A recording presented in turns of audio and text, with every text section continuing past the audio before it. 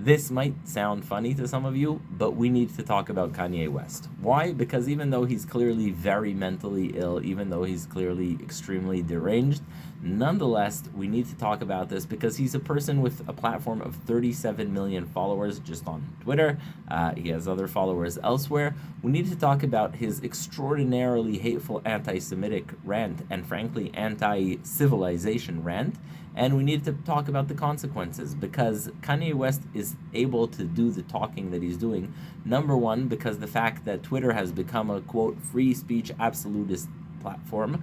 And that means that even the most hateful individuals get up there, and frankly, especially the most hateful individuals get on there and profit from saying ill and hateful things. The algorithm favors extremist, divisive, and hateful speech, and so the algorithm financially rewards those who hate. That's number one. So we need to talk about the fact that Twitter free speech absolutism was probably not a great idea. I'm talking to you, Elon Musk, and really that's dangerous. It's a really, really dangerous thing. Free speech absolutism has its merits in some cases, but this kind of hate that we saw from Kanye West over the past few days, I'm not going to quote any of it because it's just so terrifyingly hateful, but that needs to be addressed, and that is made possible by free speech absolutism and Elon Musk. That's number one. Number two, yes, Kanye West is clearly very mentally ill, but we need to talk about the fact that mental illness is no excuse for this kind of behavior because, frankly, many of the architects of the Holocaust, World War II were extremely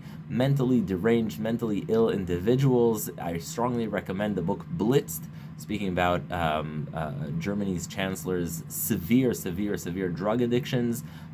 Clearly a very, very ill person, but nonetheless, he brought destruction on the world and brought about the death of more than 50 million people. Think about that. 5% of world population, 50 million people were killed in World War II because of a few deranged people. So the fact that someone is mentally ill does not excuse any kind of speech that can cause absolute carnage and destruction. That's number one. So yes, Kanye is ill, and yes, Kanye is mentally challenged with various conditions, but that doesn't mean that his speech is any less dangerous. It doesn't mean that any of his speech is excusable. If you want to lock him up in a mental asylum, that's fine. But as long as he has access to social media and to spreading that hate, that's very dangerous. Number three, and this is really most important, it's not about what Kanye West said. It's about the number of people who share, who like, who really show that this is what they agree with. Why? Because anti-Semitism is something that is attractive to people who are trying to scapegoat, who are mentally ill, who have lost their way in life, but it resonates with all the other losers. And so it's important to make sure that we track those who are sharing it, that we make sure that we speak against hate, and that we say, look, this is not acceptable. This is not an opinion that you are able to share because it's so hateful and dangerous. If you think that hate against our people is going to end just by targeting us, just look again at World War II and at Kanye's who he said is his hero, who brought about the death of 50 million people. Just think about how much destruction that caused. Look at the more than 7 million Germans who got killed in World War II. And just remember, anti-Semitism is something that never ends with attacking Jews. It never ends with targeting Jews. In fact, it's something that endangers all of humanity. And so we need to get Kanye in check. And finally, to Pete Davidson.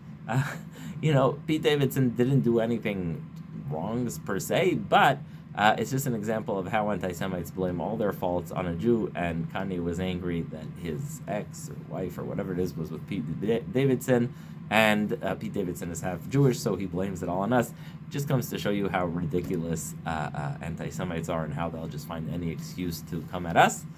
Look, whoever it is, if you have the keys to the asylum, get Kanye in there, get him medical help. I hope his family makes sure that his wife or his ex has full custody of the children.